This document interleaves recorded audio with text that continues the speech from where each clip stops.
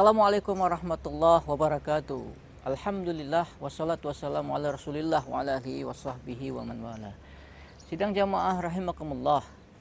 Ibadah puasa yang kita jalani hari ini terkadang jika kita tidak memahami dan tidak mengetahui apa bentuk dan apa maksud makna dari kita beribadah puasa, maka dapat dipastikan kita akan tidak mencapai tujuan atau target dari ibadah puasa itu sendiri. Seperti yang Allah Subhanahu wa taala firmankan dalam surah Al-Baqarah, yaitu menjadi pribadi yang tattaqun. Ya ayyuhalladzina amanu kutiba alaikumusiyam kama kutiba alal ladzina min qablikum la'allakum tattaqun. Jadi kita beribadah puasa, kita berpuasa itu tujuan outputnya agar kita mendapatkan gelar, kalau bahasa kita yaitu gelar takwa si Allah Subhanahu wa taala. Hadirin yang saya muliakan Allah Subhanahu wa taala. Ketika kita ingin mendapatkan gelar takwa, ternyata kita sebenarnya harus memahami terlebih dahulu apa puasa, apa maksud puasa itu sendiri. Untuk apa kita berpuasa dan apa dan bagaimana kita berpuasa. Hadirin yang saya muliakan Subhanahu wa taala, para ulama khususnya ulama fikih telah menjelaskan definisi yang begitu banyak. Salah satunya dalam kitab Fikih Sunnah, Syekh Sabiq rahimahullah mendefinisikan yang namanya puasa atau saum secara bahasa adalah as-saum al-imsak. Artinya adalah dari puasa itu artinya secara bahasa artinya menahan diri. Secara bahasa menahan diri, hakikatnya kita sebenarnya beribadah puasa ini menahan diri. Menahan diri dari apa? Nah, kita akan dapatkan dari penjelasan secara istilah. Syekh Sabiq rahimahullah menjelaskan definisi puasa atau saum adalah al-imsaku 'anil muftirat.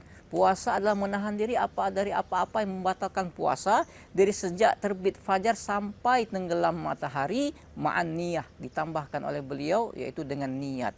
Jadi pada hakikatnya kita sedang berpuasa, kita berpuasa untuk apa? Menahan diri dari apa saja yang bisa membatalkan puasa. Apa yang bisa membatalkan puasa? Para ulama fikih menjelaskan setidaknya ada 3 yang disepakati, yang tidak ada khilafah. Yang pertama adalah makan minum, ya. Yang ketiga adalah jima atau berhubungan suami istri.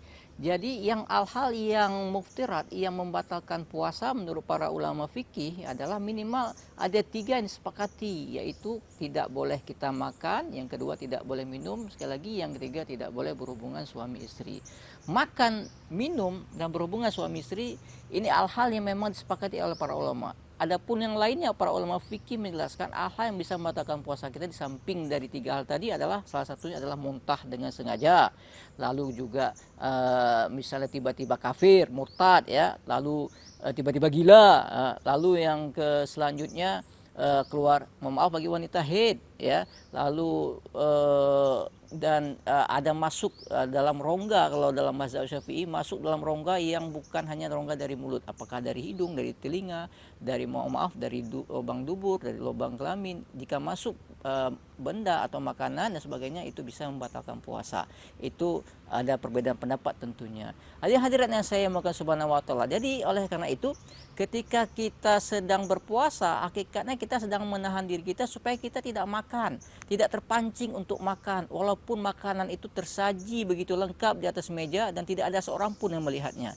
Tapi karena kita meyakini bahwa kita sedang beribadah kepada Allah, bukan beribadah kepada ayah ibu kita, bukan beribadah tujuan untuk dilihat oleh abang dan kakak kita, tapi kita beribadah berpuasa hanya untuk mendapatkan penilaian dari Allah, ridha dari Allah Subhanahu wa taala, mengharapkan balasan dari Allah, maka tentunya kita tidak akan berani dan tidak akan pernah terpikirkan untuk bisa membatalkan puasa kita dari unsur-unsur salah satunya tergoda dalam hal makanan ataupun dalam hal minuman. Apalagi dewasa hari ini suhu cuaca sangat panas, sangat menantang, menggoda kita untuk minum.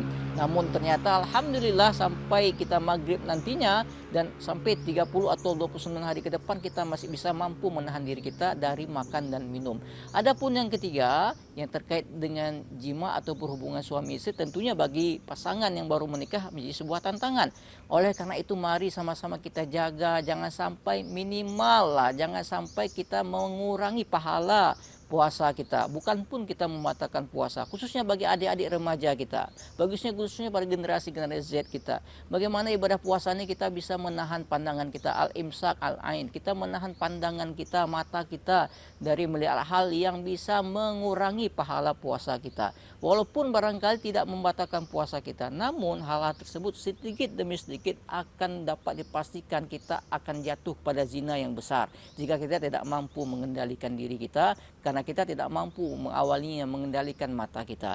Hadirin hadirat yang saya muliakan subhanahu wa ta'ala. Oleh karena itu, bagaimana upaya kita memahami dengan baik makna dari puasa, yaitu secara substansinya kita menahan diri kita dari hal-hal yang membatalkan puasa, baik dalam bentuk minuman, makan, dan dalam berhubungan suami istri, kita muntah yang disengaja tentunya, lalu kita melakukan hal yang memang membatalkan puasa dari sisi pendapat para ulama fikih, maka tentunya kita berusaha ini bisa kita jalani secara baik sesuai dengan syariat hingga akhirnya kita bisa mendapatkan gelar takwa yang disampaikan oleh Allah dalam surah Al-Baqarah ayat 183. Demikian, semoga manfaatnya. Aku qouli hadza fa astaghfirullakum. Assalamualaikum warahmatullahi wabarakatuh.